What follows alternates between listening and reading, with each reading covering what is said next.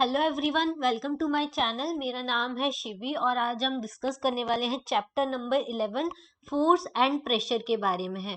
ये class 8 NCERT science का chapter number 11 है, जिसमें हम जानेंगे कि फोर्स क्या होता है, प्रेशर क्या होता है, ये किस मैग्नीट्यूड पर किस डायरेक्शन के ऊपर अप्लाई होता है, प्रेशर क्या होता है, प्रेशर का फोर्स के साथ क्या रिलेशन होता है, ये सब कुछ हम डिटेल में डिस्कस करने वाले हैं आज चैप्टर नंबर 11 में। ठीक है। इसके अलावा अगर आपको इसके पहले के 10 चैप्टर जो है क्लास 8 साइंस एनसीईआरटी के अगर आपको देखने हैं तो मैंने उसके वीडियोस बनाए रखे हैं, summary video plus exercise video बना रखे हैं। एक वीडियो में आपको पूरी समरी मिलेगी पर्टिकुलर चैप्टर की, उसके बाद दूसरा वीडियो होगा 5 या 6 मिनट का जिसमें हम एक्सरसाइज डिस्कस करेंगे। ठीक है, यही सारे अभी तक के जो चैप्टर्स हुए हैं उनमें हमने डिस्कस किया है। इसके अलावा साइंस के अलावा ज्योग्राफी के, हिस्ट्री के वीडियो भी अपलोड किए हुए हैं एनसीईआरटी के। अगर आपको वो देखना है तो वो भी आप डायरेक्टली मेरे चैनल पर जाकर देख सकते हैं। यहाँ पे आपको आई बटन में भी लिंक मिल जाएगा। उसके अलावा चैनल का नाम है मेरा शिवी सिंघल, वहां से आप डायरेक्टली प्लेलिस्ट में जाकर देख सकते हैं। सारे सब्जेक्ट्स की प्लेलिस्ट अलग अलग बनी हुई है। जो भी वीडियो आपको देखना है, जो भी क्लास का या किसी भी सब्जेक्ट का आपको देखना है तो आप वहां से डायरेक्टली जाकर देख सकते हैं। ठीक है, और डिस्क्रिप्शन बॉक्स में भी लिंक दिया हुआ है, अगर आपको वहां से नहीं मिलता है तो डिस्क्रिप्शन बॉक्स में आपको मिल जाएगा। क्लियर। चलिए स्टार्ट करते हैं चैप्टर नंबर 11। तो ये चैप्टर स्टार्ट होता है कि आप रिकॉल करो कि आपने लास्ट क्लास में क्या पढ़ा था कि एक ऑब्जेक्ट जो होता है वो moving faster than the other, मतलब कोई ऑब्जेक्ट है वो दूसरे ऑब्जेक्ट से कैसे फास्टर मूव कर रहा है, वो जो डिस्टेंस ट्रेवल करता है मूव करते हुए ऑब्जेक्ट, वो यूनिट टाइम में कितनी डिस्टेंस ट्रेवल कर रहा है। अगर वो कोई बॉल है, वो अगर किसी ग्राउंड पे रोल करती है तो वो स्लो डाउन क्यों हो जाती है, कभी कभी वो अपना डायरेक्शन ऑफ मोशन भी चेंज कर लेती है। क्या ये पॉसिबल होता है कि बॉल जो है वो अपने आप स्लो डाउन हो जाए और उसका डायरेक्शन अपने आप चेंज हो जाए, कभी ऐसा हो सकता है? क्या चीज लगती है उसके ऊपर जिसके वजह से जो ऑब्जेक्ट है वो स्लो डाउन हो जाता है और फास्टर मूव करता है, और कैसे वो अपनी डायरेक्शन ऑफ मोशन को चेंज करता है। ठीक है, तो एक कुछ लगता होगा तभी तो ये सब चीजें होती हैं। कैसे एक फुटबॉल जो है वो ग्राउंड के ऊपर मूव कर पाती है, कैसे जो मूविंग बॉल जो होती है और ज्यादा फास्टर मूव कर पाती है, कैसे एक गोलकीपर जो होता है वो एक बॉल को स्टॉप कर पाता है, हॉकी प्लेयर कैसे बॉल की डायरेक्शन को चेंज करते रहते हैं with the help of a flick और दी स्टिक। ठीक है, और कैसे फील्डर जो होते हैं वो एक बॉल को स्टॉप कर सकते हैं जब बैट्समैन जो होता है उसको हिट करता है। ठीक है, इन सारी सिचुएशन में बॉल या तो फास्टर मूव कर रही है या स्लो हो रही है या उसका डायरेक्शन ऑफ मोशन चेंज हो रहा है। हम इसके लिए बोलते हैं कि एक फोर्स जो है वो बॉल के ऊपर अप्लाई होता है जिसके वजह से इसको किक किया जाता है, पुश किया जाता है, थ्रो किया जाता है, फ्लिक किया जाता है। ठीक है, what is a force? Force क्या होता है? What can it do to the bodies when it is applied, मतलब जब फोर्स किसी बॉडी के ऊपर अप्लाई होता है तो क्या होता है। इसका आंसर अब हमको मिलेगा। फोर्स क्या होता है? एक पुश और पुल होता है। जैसे ये इसकी वजह से क्या क्या एक्शंस होते हैं, जैसे पिकिंग करना, ओपनिंग करना, शटिंग करना, किकिंग करना, हिटिंग करना, लिफ्टिंग करना, फ्लिकिंग करना, पुशिंग करना और पुलिंग करना, ये सारे यूज किए जाते हैं पर्टिकुलर टास्क को परफॉर्म करने के लिए। अगर आपको बॉल को हिट करना है, मतलब वो मूव करेगी, उसको किसी पर्टिकुलर डायरेक्शन में भेजना है तो उसमें भी हमको फोर्स लगाना पड़ेगा। ये इसकी वजह से कुछ चेंजेस आते हैं। फोर्स जब हम अप्लाई करते हैं तो कुछ चेंजेस आते हैं उसके स्टेट ऑफ मोशन में किसी ऑब्जेक्ट के। जैसे बॉल है, अगर उसको हम हिट करेंगे, उसके ऊपर फोर्स अप्लाई करेंगे, पुश फोर्स या पुल फोर्स, तो उसके वजह से उसका जो स्टेट ऑफ मोशन है ऑब्जेक्ट का वो चेंज होता है। ठीक है, और can these terms be replace with one और मोर टर्म्स? अब देखो, पहला वाला जो है इसमें ये क्या कर रहा है, ये गोल होने से रोक रहा है, मतलब बॉल को रोक रहा है। इसमें ये क्या कर रहा है, दूसरे में फ्लिक कर रहा है बॉल को एक डायरेक्शन से दूसरी डायरेक्शन में। इसमें क्या कर रहा है, फील्डर जो है वो स्टॉप करने की कोशिश कर रहा है, मतलब ये मूविंग ऑब्जेक्ट है उसको फोर्स लगा के स्टॉप करने की कोशिश कर रहा है। तो इन सब में एक फोर्स अप्लाई हुआ है जिसके वजह से स्टेट ऑफ मोशन जो है वो बॉल का चेंज हो रहा है। अब ये जो पूरा टेबल है इसमें आइडेंटिफाई करना है आपको कौन से एक्शन में पुश हो रहा है और कौन से एक्शन में पुल हो रहा है। ठीक है, अब देखो, moving of a book placed on a table, इसमें क्या होगा, अगर आप किसी बुक को जो टेबल पे रखी है उसको मूव करना है तो आप उसमें पुशिंग करेंगे या पुलिंग करेंगे या लिफ्टिंग करेंगे। ऑब्वियसली पुश भी कर सकते हैं हम, उसको अपनी तरफ खींच भी सकते हैं, पुश और पुल दोनों कर सकते हैं और उठा भी सकते हैं। ओपनिंग और शटिंग अ डोर, ठीक है, ओपन करेंगे तभी भी हमको पुश ओपन करेंगे तो आपको पुल करना पड़ेगा, और जब क्लोज करेंगे तो उसको पुश करना पड़ेगा। Clear? Drawing a bucket of water from a well, जब आपको पानी निकालना है कुएं से तो आप उसको क्या करेंगे, पुल करेंगे, ठीक है, रोप की हेल्प से। फिर उसके अलावा अ football player taking a penalty kick, जब वो पेनल्टी किक लेता है तो उसमें वो क्या करता है, पुश करता है, ठीक है। Cricket ball hit by a batsman, तो ये क्या कर रहा है, पुश कर रहा है। मूविंग अ लोडेड कार्ड, ये क्या करेगा, पुल करेगा। ओपनिंग अ ड्रॉर, ड्रॉर को ओपन करने के लिए आपको पुल करना पड़ेगा, ठीक है। तो ये सारे एक्शंस जो होते हैं उनको हम पुल और पुश दोनों तरीके से ग्रुप कर सकते हैं, ठीक है। अगर एक ऑब्जेक्ट जो है उसको मूव कराना है तो या तो उसको पुश किया जाएगा या फिर पुल किया जाएगा। और साइंस में ये जो पुश होता है और एक पुल होता है उसके ऑब्जेक्ट का, उसको हम क्या बोलते हैं, फोर्स बोलते हैं। इसलिए हम बोल सकते हैं कि जो मोशन इम्पार्ट किया जाता है किसी ऑब्जेक्ट के ऊपर due to the action of a force, when does the force come into the play, कब ये फोर्स जो आता है वो प्ले में आता है। देखो क्लास 6 में हमने पढ़ा था कि जो मैग्नेट होती हैं वो अगर अट्रैक्ट करती है एक दूसरे को, आयरन पीसेस को अट्रैक्ट करती है, मतलब अट्रैक्शन जो होता है वो क्या होता है, पुल होता है। और जो रिपल्सन होता है, जब लाइक मैग्नेट्स मतलब एक जैसे होते हैं तो वो एक दूसरे को क्या करती है, पुश करती है, रिपेल करती है। तो रिपेल क्या होता है, एक पुश होता है, ठीक है। इसमें पूछा है रिपेल क्या होता है, तो रिपेल पुश होता है और अट्रैक्शन क्या होता है, पुल होता है, ठीक है। इतना आपको समझ में आया कि फोर्स क्या होता है, पुल और पुश होता है, ठीक है, साइंस की लैंग्वेज में। अब force due to an interaction, interaction के वजह से कैसे कैसे फोर्स अप्लाई होते हैं। क्या एक आदमी अगर कार के पीछे सिंपल खड़ा रहे, स्टैंडिंग रहे, स्टेशनरी कार के ऊपर, कोई फोर्स नहीं अप्लाई किया, तो कार अपने आप मूव होने लग जाएगी? नहीं। तो कार को पुश करेगा तब कोई एक फोर्स अप्लाई करेगा जिसके वजह से कार क्या होने लग जाएगी, मूव होने लग जाएगी, ठीक है। ये स्टेशनरी कार के पीछे ये आदमी खड़ा है, ठीक है, तो इसके वजह से कार मूव नहीं होगी। लेकिन अगर ये इसको पुल करेगा, ठीक है, पुश करेगा, सॉरी, पुश करेगा, तो ये जो स्टेशनरी कार है वो क्या करने लग जाएगी, मूव करने लग जाएगी। Man has to push the car to make it move, मतलब मैन को कार को पुश करना पड़ेगा इसको मूव करने के लिए। ऐसे ही ये दो दो लड़कियां हैं, एक ये वाली 11.3 ए वाली और ये वाली देखो 11.3 वाली, किसमें कौन पुश कर रहा है और कौन पुल कर रहा है, इसमें ये एक दूसरे की तरफ फोर्स लगा रही है, तो ये क्या कर रही है, पुश कर रही है एक दूसरे को, ठीक है, पुश कर रही है, ठीक है। एक और है इसमें, ये एक दूसरे को पुल कर रही है, खींच रही है ना दोनों अपनी अपनी साइड पे, तो ये क्या कर रही है, पुल कर रही है, ठीक है। तो दोनों अलग अलग केसेस हैं। अब इसमें देखो ये जो मैन है और ये जो काऊ है, काऊ मैन को अपनी तरफ पुल कर रही है और मैन जो है काऊ को अपनी तरफ पुल कर रहा है, तो यहाँ पे भी क्या हो रहा है, पुलिंग हो रही है, ठीक है। अब ये जो दोनों कंडीशन है गर्ल्स वाली, उन दोनों सिचुएशन में फोर्स अप्लाई हो रहा है एक दूसरे के ऊपर। It is also true for the man and the cow, यहाँ पे भी फोर्स अप्लाई हो रहा है, ये भी एक फोर्स लगा रहा है, ये भी एक फोर्स लगा रहा है, सेम यहाँ पे ये भी फोर्स लगा रही है, ये भी फोर्स लगा रही है। तो एक फोर्स जो है वो अप्लाई हो रहा है ईच अदर, एक दूसरे के ऊपर। तो इसका मतलब क्या हुआ, इन एग्जाम्पल से हमको क्या पता चलता है कि दो ऑब्जेक्ट अगर एक दूसरे के साथ इंटरेक्ट करते हैं for a force to come into play, तो उनके बीच में एक फोर्स अप्लाई होता है। Interaction of an object with another object result in a force between the two object, जब दो दो कोई भी चीजें इंटरेक्ट करती हैं, दो ऑब्जेक्ट आपस में इंटरेक्ट करेंगे तो एक दूसरे के ऊपर क्या लगाएंगे, फोर्स लगाएंगे, ठीक है, उनके बीच में एक फोर्स आएगा बिटवीन द टू ऑब्जेक्ट्स, ठीक है। अब एक्सप्लोरिंग दी फोर्सेस, अब किस किस टाइप के फोर्सेस होते हैं, देखो ये वाला जो एग्जांपल है इसमें ये क्या कर रहे हैं, दोनों एक ही डायरेक्शन में इसको पुश कर रहे हैं। ये दोनों क्या कर रहे हैं, ऑब्जेक्ट को, ये इधर से पुश कर रहा है, ये इधर से पुश कर रहा है, तो क्या इस केस में ऑब्जेक्ट मूव करेगा या इस केस में मूव करेगा? ऑब्वियसली यहाँ पे फोर्स ज्यादा लगेगा क्योंकि दोनों सेम डायरेक्शन में फोर्स अप्लाई कर रहे हैं, तो ये मूव करेगा। लेकिन ये इधर मूव फोर्स लगा रहा है, ये इधर लगा रहा है, तो ये क्या रहेगा, अपने प्लेस से डिस्प्लेस नहीं होगा।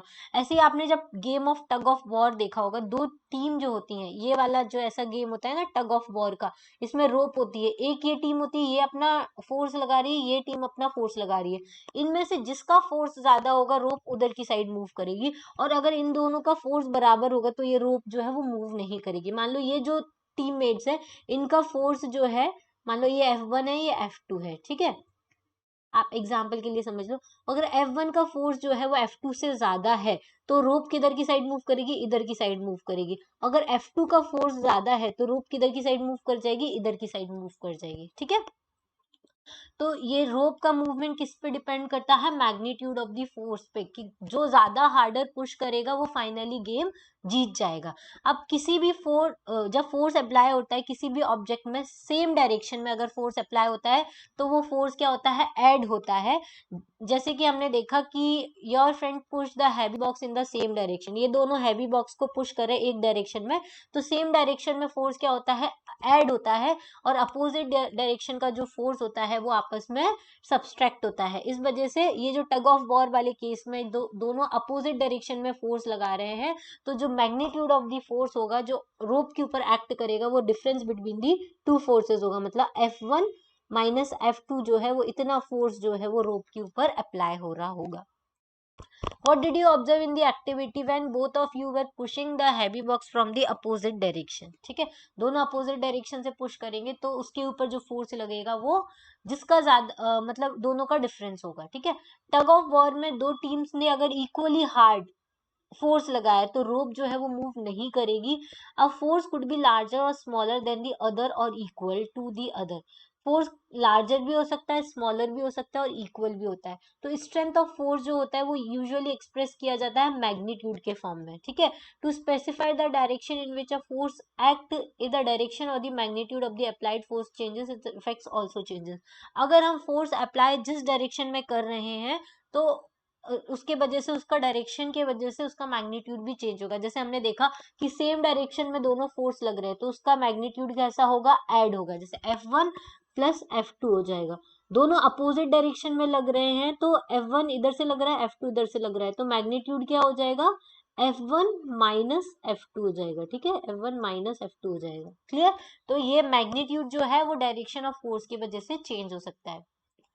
अब इसने बोला कि does it mean that the net force on an object is zero if the two forces acting on it in opposite direction are equal? Yes, हमेशा अगर दो किसी ऑब्जेक्ट पे फोर्स जीरो कब होगा, जब ये F1 और F2 और दोनों अपोजिट डायरेक्शन में लग रहे इक्वल हो जाए। मान लो ये भी 4 न्यूटन है, ये भी 4 न्यूटन है, तो टोटल जो फोर्स हो जाएगा वो कितना हो जाएगा, जीरो हो जाएगा, क्योंकि अपोजिट डायरेक्शन से इक्वल फोर्स लग रहा है। Clear, in general more than one forces may be acting on an object, मतलब एक ऑब्जेक्ट के ऊपर एक से ज्यादा फोर्स लग सकते हैं, और जो इफेक्ट होता है on the object is due to the net force acting on it. जो नेट फोर्स उसके ऊपर ऑब्जेक्ट के ऊपर एक्ट हो रहा है उसकी वजह से उस ऑब्जेक्ट के अंदर इफेक्ट आएंगे। ठीक है, अब एक फोर्स होता है जो स्टेट ऑफ मोशन को चेंज कर सकता है। कैसे करेगा, a force can change the state of motion.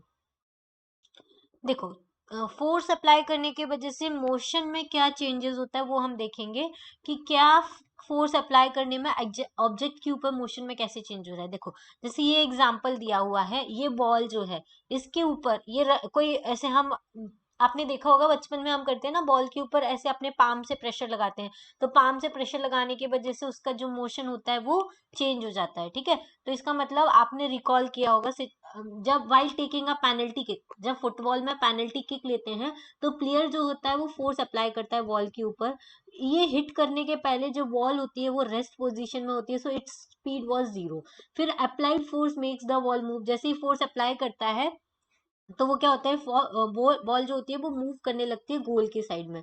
Suppose the goal keeper dives और jumps up to save the goal, अगर जो गोल कीपर है वो डाइव करता है या जंप करता है जिससे कि गोल को बचा सके, तो गोल कीपर क्या कर रहा है, एक फोर्स अप्लाई कर रहा है मूविंग बॉल के ऊपर, जिसकी वजह से वो उसको स्टॉप करने की कोशिश कर रहा है। मतलब गोल कीपर का जो फोर्स है वो बॉल को स्टॉप कर रहा है, और जो फुटबॉलर है जो पेनल्टी किक ले रहा है वो फोर्सफुली उसको बॉल को मूव कर रहा है। दोनों अलग अलग फोर्सेस हैं, दोनों अलग अलग तरीके से अप्लाई कर रहे हैं। ठीक है, तो एक है जो फोर्स जो बॉल को मूव करने के लिए फोर्स लगा रहा है, और एक है जो बॉल को स्टॉप करने के लिए फोर्स लगा रहा है। ठीक है, तो गोलकीपर अगर सक्सीड हो जाता है बॉल को स्टॉप करने में तो उसका जो स्पीड हो जाता है वो क्या हो जाएगा, जीरो हो जाएगा।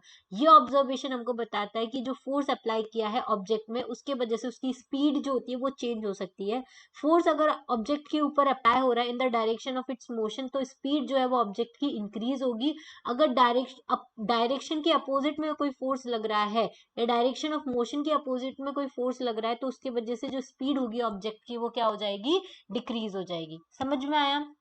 ये आपने देखा होगा, बच्चे जो होते हैं वो टायर को रोल करते हैं उसको मूव करने के लिए, तो पुश करने से, उसी डायरेक्शन में फोर्स अप्लाई करने से वो क्या हो जाएगा, उसका स्पीड जो है टायर की वो क्या हो जाएगी, इंक्रीज हो जाएगी। समझ में आया? ठीक है। अब एक्टिविटी नंबर 11.4 देखो, इसमें क्या किया है, अगर हम अपने पाम से बॉल को करते हैं तो बॉल क्या करती है, उसका और मोशन इंक्रीज हो जाता है। लेकिन अगर हम रूलर से इसको टच करें तो ये जो बॉल का डायरेक्शन है वो भी चेंज हो सकता है। मान लो रूलर जो है वो अगर उसे टच किया तो वो ऐसा वापस ना जाके वो दूसरे डायरेक्शन में भी जा सकती है। तो इसके वजह से रूलर से उसका हम क्या कर सकते हैं, डायरेक्शन भी चेंज कर सकते हैं। जैसे कि वॉलीबॉल के गेम में होता है, प्लेयर जो होते हैं वो बॉल को पुश करते हैं अपने दूसरे टीममेट्स को देने के लिए, जिससे वो मूव जीत सकें। ठीक है। बॉल जो होती है वो return to the other sides of the court pushing और स्मैशिंग इट। बॉल को अगर हम पुश करते हैं और स्मैश करते हैं तो वो दूसरी साइड आ जाती है। क्रिकेट में जो बैट्समैन होता है वो क्या करता है, एक फोर्स अप्लाई करता है जिसके वजह से बॉल जो होती है अलग अलग डायरेक्शन में क्या करती है, मूव करती है। अगर कोई चेंज होता है डायरेक्शन ऑफ दी मोशन में, बॉल जो भी बॉल हिट करती है तो वो सारे क्या होते हैं, स्पीड और डायरेक्शन चेंज करते हैं मूविंग बॉल का, change due to the application of force. Force का अगर एप्लीकेशन चेंज कर दे, जिस डायरेक्शन में हम फोर्स अप्लाई करेंगे बॉल उसी डायरेक्शन में क्या हो जाएगी, मूव कर जाएगी। ठीक है। A change in either the speed of the object or its direction of the motion is described as change in the state of motion and the force may bring the change in the state of motion of an object. तो ठीक है, समझ में आया? ऐसा force जो speed को भी चेंज कर सकता है और डायरेक्शन ऑफ मोशन को भी चेंज कर सकता है, ये इसको हम क्या बोलते हैं कि फोर्स जो है वो स्टेट ऑफ मोशन जो है ऑब्जेक्ट का वो चेंज कर सकता है अलग अलग डायरेक्शन में। ठीक है। और एक फोर्स होता है जो डायरेक्शन, मोशन के डायरेक्शन में अगर हमने लगाया तो उसकी स्पीड को इंक्रीज करेगा, अगर उसकी मोशन के डायरेक्शन के अपोज में लगाया तो उसको क्या करेगा, स्पीड को डिक्रीज कर देगा। ठीक है। तो state of motion of an object describe by speed and direction of the motion. तो स्टेट ऑफ मोशन क्या डिस्क्राइब करता है कि क्या स्पीड है उस बॉल की या क्या डायरेक्शन ऑफ मोशन है। स्टेट ऑफ रेस्ट क्या बोलते हैं, स्टेट ऑफ जीरो स्पीड, मतलब जब बॉल की कोई स्पीड नहीं होगी, वो जीरो स्पीड में है, तो हम उसको क्या बोलेंगे, स्टेट ऑफ रेस्ट बोलेंगे। जब वो मूव करने लगेगी पर्टिकुलर डायरेक्शन में तो हम उसको क्या बोलेंगे, स्टेट ऑफ मोशन बोलेंगे। ठीक है। जो both an object may be at rest or in the motion, both are the states of motion. दोनों स्टेट ऑफ मोशन है, लेकिन एक में स्पीड जीरो है और एक में स्पीड क्या होगी, इंक्रीज कर देगी। Does it mean that the application of force would always result in the change in the motion in the states of the motion of the object? क्या हम ऐसा मान सकते हैं कि जो फोर्स का अप्लाई किया है हमने उसके वजह से चेंजेस हुए हैं उसकी स्टेट ऑफ मोशन में? ऑब्वियसली हुए हैं, क्योंकि जब बॉल रेस्ट पोजीशन में रहेगी उसके ऊपर हम फोर्स अप्लाई करेंगे तो वो पर्टिकुलर डायरेक्शन में मूव करेगी। अगर हम इसके ऊपर वापस फोर्स अप्लाई करेंगे इसको रोकने के लिए तो उसका डायरेक्शन क्या हो जाएगा, चेंज हो जाएगा। ठीक है। इसको हम अलग अलग डायरेक्शन में भी फोर्स अप्लाई करके मूव कर सकते हैं। जैसे हम क्रिकेट में देखते हैं, एक डायरेक्शन से बॉल आती है, उसको जो बैट्समैन होता है वो किसी भी डायरेक्शन में उसको क्या कर सकता है, मोड़ सकता है, उसका मोशन, उसका डायरेक्शन ऑफ मोशन जो होता है वो चेंज कर सकता है। ठीक है। It is common experience that many a time application of force does not result in the change in the state of motion. कभी कभी ऐसा होता है कि हम कितना भी फोर्स अप्लाई कर ले लेकिन उसका स्टेट ऑफ मोशन जो होता है वो चेंज नहीं होता है। क्यों नहीं चेंज होता है? जैसे कि कोई बहुत हैवी बॉक्स है, उसके ऊपर अगर हम फोर्स अप्लाई करे जा रहे हैं लेकिन हमारा फोर्स जो है वो उसके वेट के कंपैरिजन में काफी कम है, तो वो कभी भी मूव नहीं कर पाएगा। जैसे कि एक वॉल है घर में, उसको क्या आप ऐसी फोर्स लगाने से मूव कर देते हो? नहीं कर सकते हो, क्योंकि उतना मैक्सिमम फोर्स आपने अप्लाई नहीं किया है जिसकी वजह से उसको पुल फैक्टर मिल सके। ठीक है। तो इस वजह से ये भी हो सकता है। A force can change the shape of an object. Obviously करता है। कैसे चेंज करता है? देखो इन एग्जांपल्स में देखो, अगर कोई डफ है प्लेट में, हम उसके ऊपर फोर्स अप्लाई करते हैं तो उसका शेप चेंज हो जाता है। स्प्रिंग है, जैसे कि कार शीट में लगी होती है स्प्रिंग, उस पर बैठते हैं तो उसका शेप चेंज होता है। रबर बैंड है, अगर हम उसको स्ट्रेच करेंगे तो उसका शेप चेंजेस होगा। ठीक है। प्लास्टिक और the metal scale placed between the two bricks, अगर ये दो ब्रिक्स रखे हुए हैं, इसके बीच में मेटल का वो रखा हुआ है, उसके ऊपर उन्होंने फोर्स रख दिया तो उसका शेप चेंज हो गया। ठीक है। सेंटर में वो बैंड हो गया। तो इस तरीके से फोर्स अप्लाई करने से हम क्या कर सकते हैं, शेप को चेंज कर सकते हैं। क्लियर? चलिए नेक्स्ट अब है हमारा ये, what do you conclude from the observation. तो हमने देखा कि हम जब फोर्स अप्लाई करते हैं जैसे कि इन्होंने inflated balloon by pressing it between. अब देखो कोई इन्फ्लेटेड बलून है, मतलब गुब्बारा है, अगर उसको आप दोनों साइड से अपने पाम से पुश करेंगे तो उसका जो शेप है वो चेंज हो जाएगा। डफ का शेप भी चेंज हो जाएगा अगर आप उसको पुश करेंगे। और डफ से आप छोटे छोटे बॉल्स बना के चपाती भी बना सकते हो प्रेशर लगा के, ठीक है। फिर रबर बॉल को भी अगर हम प्रेस करेंगे तो उसका भी शेप चेंज होता है, ठीक है। इसका मतलब क्या है कि फोर्स ऑन एन ऑब्जेक्ट में चेंजेस इट्स शेप, मतलब फोर्स अगर हम किसी ऑब्जेक्ट के ऊपर अप्लाई करेंगे तो उसके वजह से उसका शेप भी चेंज हो सकता है। क्लियरली। अब हम लोगों ने क्या रियलाइज किया अभी तक कि फोर्स के थ्रू हम किसी ऑब्जेक्ट को मूव कर सकते हैं फ्रॉम रेस्ट पोजीशन, पहला चेंज। दूसरा क्या होता है, हम उसकी स्पीड को चेंज कर सकते हैं। मे change the speed of an object if it is moving. उसकी स्पीड को हम चाहे तो इंक्रीज कर सकते हैं, चाहे तो हम डिक्रीज कर सकते हैं फोर्स अप्लाई करने की वजह से। फिर तीसरा हम क्या कर सकते हैं, डायरेक्शन ऑफ मोशन चेंज कर सकते हैं। जैसे हमने देखा था क्रिकेट के केस में, एक डायरेक्शन में फोर्स लगा के वो किसी भी डायरेक्शन में उसका मोशन चेंज कर सकता है। नेक्स्ट वाला मे bring about the change in the shape, जैसे डफ के केस में हमने उसके शेप को चेंज कर दिया था। ये सारे जो इफेक्ट हैं वो किसके वजह से आ रहे हैं, फोर्स की वजह से आ रहे हैं। मोशन में चेंज हो रहा है, डायरेक्शन में चेंज हो रहा है, शेप में चेंज हो रहा है, और रेस्ट से मोशन पोजीशन में आ रहा है। ये सारे चेंजेस जो है वो आपको देखने को मिलेंगे, ठीक है, फोर्स की वजह से। अब it is important to remember that none of the action takes place without the action of force, मतलब कोई भी एक्शन जो है वो टेक प्लेस नहीं होगा without the action of force. Object अपने आप से मूव नहीं कर सकता, अपने आप से स्पीड चेंज नहीं कर सकता, अपने आप से डायरेक्शन चेंज नहीं कर सकता, अपने आप से शेप चेंज नहीं कर सकता जब तक कि हम उसके ऊपर फोर्स अप्लाई ना करें, ठीक है। अब नेक्स्ट अब हम पढ़ेंगे कॉन्टैक्ट फोर्सेस क्या होते हैं, ठीक है। देखो कॉन्टैक्ट फोर्स मतलब आप किसी चीज को कांटेक्ट नहीं करोगे तो उसके ऊपर फोर्स कैसे अप्लाई होगा, उसको हम कांटेक्ट फोर्सेस बोलते हैं, ठीक है। ठीक है, जैसे आप किसी बुक को जब तक उसको टच नहीं करोगे तब तक ना आप उसको लिफ्ट कर सकते हो ना पुश कर सकते हो। ऐसे ही किसी वाटर बकेट को जब तक आप उसको होल्ड नहीं करोगे तब तक आप उसको पुश या मतलब उठा नहीं सकते हो, लिफ्ट नहीं कर सकते हो। तो जनरली अगर हम किसी ऑब्जेक्ट के ऊपर फोर्स अप्लाई करना चाहते हैं तो हमारी बॉडी से जो कांटेक्ट होता है ऑब्जेक्ट के ऊपर, उस कांटेक्ट की वजह से उस पर फोर्स लगता है, उस फोर्स को हम क्या बोलते हैं, कांटेक्ट फोर्सेस बोलते हैं, ठीक है।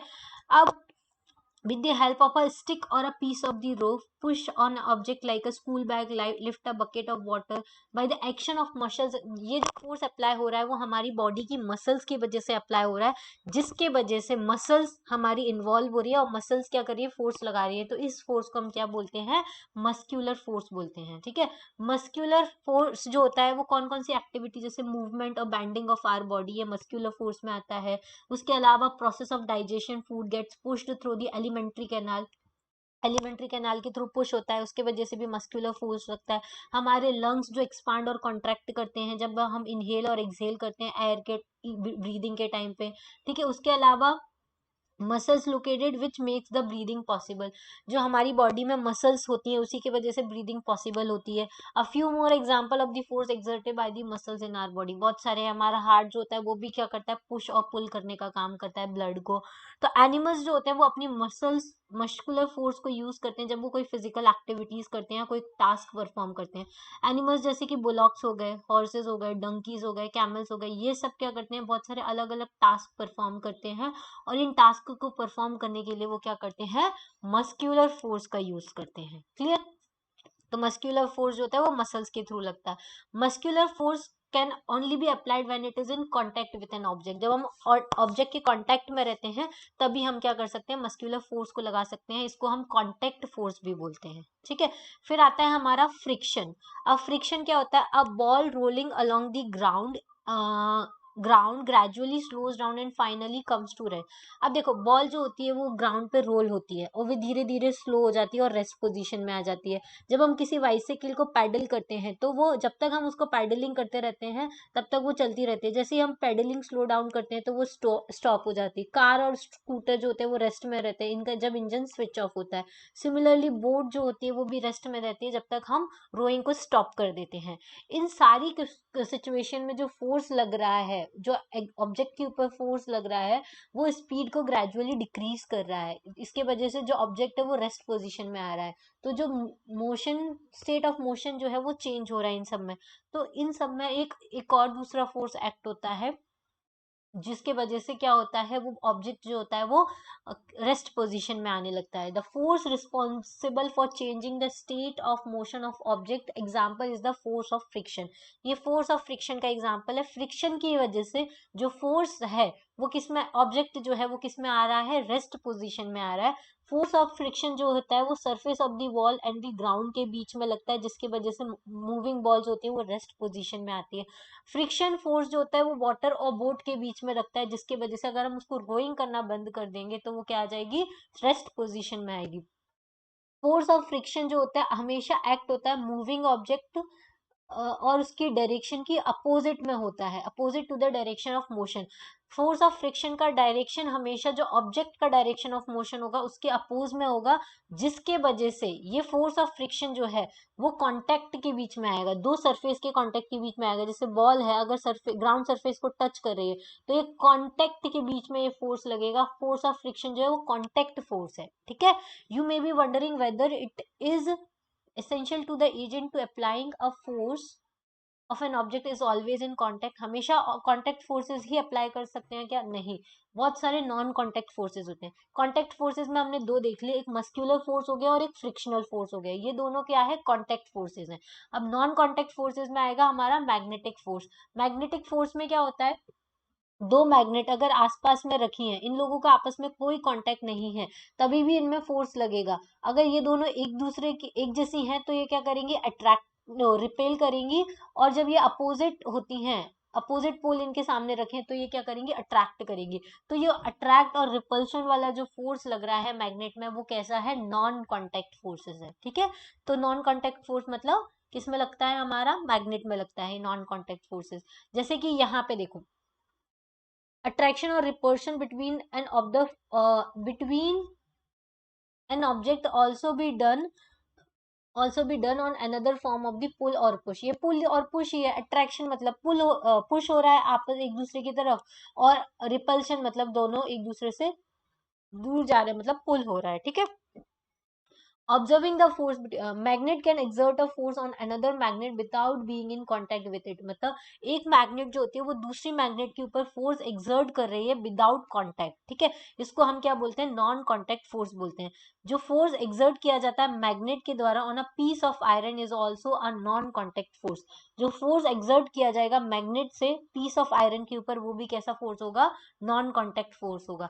ऐसा ही एक और फोर्स होता है जिसको हम बोलते हैं इलेक्ट्रोस्टैटिक फोर्सेस, ठीक है। ये क्या होते हैं, जब भी हम शीट ऑफ पेपर को अपने बालों से रगड़ते हैं तो रब करते हैं तो उसकी वजह से उसके ऊपर एक चार्ज क्रिएट हो जाता है, और उस चार्ज की वजह से वो क्या होता है, फोर्स ऑफ अट्रैक्शन और फोर्स ऑफ रिपल्शन उसमें क्रिएट होता है। जैसे बलून होता है, बलून को अगर हम अपने हेयर से रब करते हैं तो उसके ऊपर इलेक्ट्रोस्टैटिक चार्ज आ जाता है, फिर वो कहीं पे भी हम उसको स्टिक करते हैं तो वो स्टिक हो जाता है। जैसे कि ये है, straw rubbed with the paper attracts another straw but repels if it has also been rubbed with a sheet of the paper।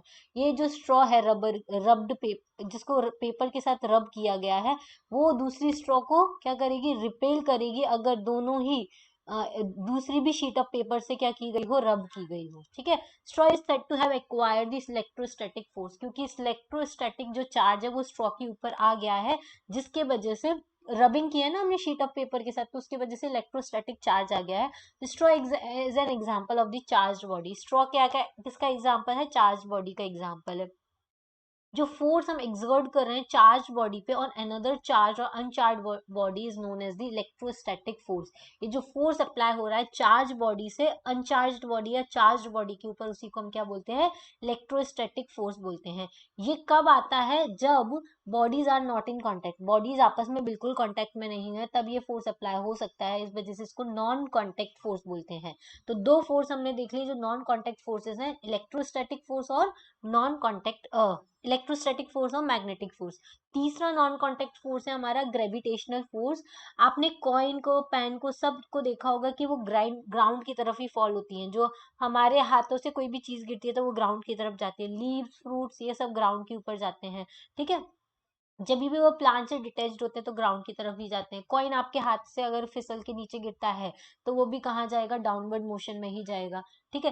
तो can this happen without a force acting on it, अगर हम उनके ऊपर force apply नहीं करेंगे तो भी ऐसा ही होगा, ठीक है। तो उनके ऊपर एक फोर्स अप्लाई हो रहा है, एक अनसीन फोर्स अप्लाई हो रहा है जिसको हम बोलते हैं फोर्स ऑफ ग्रेविटी, जिसके वजह से अर्थ क्या करती है, कोई भी चीज को अपनी तरफ पुल करती है। इस वजह से उसको हम देखते हैं कि सारे जो ऑब्जेक्ट्स होते हैं वो डाउनवर्ड मूवमेंट करते हैं। ठीक है, ये एक ग्रेविटी है, ये एक अट्रैक्शन फोर्स है, इसको हम फोर्स ऑफ ग्रेविटी करते हैं, फोर्स ऑफ ग्रेविटी बोलते हैं। ये सारे ऑब्जेक्ट्स के ऊपर अप्लाई हो सकती है। ठीक है, फोर्स ऑफ ग्रेविटी जो होती है हम सबके ऊपर अप्लाई होती है without our being aware of it, मतलब हम इससे अवेयर नहीं है फिर भी हमारे ऊपर अप्लाई होती है। इस वजह से रिवर्स हमेशा डाउनवर्ड फ्लो करती है। कभी देखा आप बर्ड फ्लो कर रही है रिवर, कभी नहीं करती, क्योंकि उनके ऊपर फोर्स ऑफ ग्रेविटेशनल जो होता है वो अप्लाई होता है। ग्रेविटी जो होती है वो प्रॉपर्टी नहीं है अर्थ की। इनफैक्ट हर ऑब्जेक्ट जो यूनिवर्स में है, चाहे वो छोटा है या लार्ज है, उसके ऊपर एक फोर्स हमेशा रहता है जिसको हम क्या बोलते हैं, ग्रेविटेशनल फोर्स बोलते हैं। क्लियर। अच्छा, अब नेक्स्ट है हमारा प्रेशर वाला चैप्टर जो है, प्रेशर वाला जो प्रेशर के बारे में हम नेक्स्ट वीडियो में पढ़ेंगे, क्योंकि ये वीडियो हमारा बहुत ज़्यादा लंबा हो जाएगा अदरवाइज, तो लोग बोर फील करते हैं। तो फोर्स के बारे में हम लोगों ने देख लिया, फोर्स की वजह से मोशन होता है ऑब्जेक्ट में, रेस्ट से मोशन पोजीशन में आता है, उसकी वजह से शेप भी चेंज हो जाता है। दूसरा हमने देखा फोर्स के बारे में, दो टाइप के फोर्स हो सकते हैं, एक तो होता है कॉन्टैक्ट फोर्सेज और एक होता है non contact forces. Contact force में हमने दो देखा कि एक मस्क्यूलर फोर्स होता है और एक और कौन सा होता है, फ्रिक्शनल फोर्स होता है। ठीक है, नॉन कॉन्टेक्ट फोर्स में हमने देखा एक मैग्नेटिक फोर्स होता है, इलेक्ट्रोस्टैटिक फोर्स होता है और ग्रेविटेशनल फोर्स होता है, जो नॉन कॉन्टेक्ट फोर्सेस होते हैं। ठीक है, नेक्स्ट लेक्चर में हम प्रेशर के बारे में देखेंगे और ये वाला चैप्टर हमारा फिनिश हो जाएगा। आज के लिए इतना ही। Thank you, thanks for watching and have a nice day.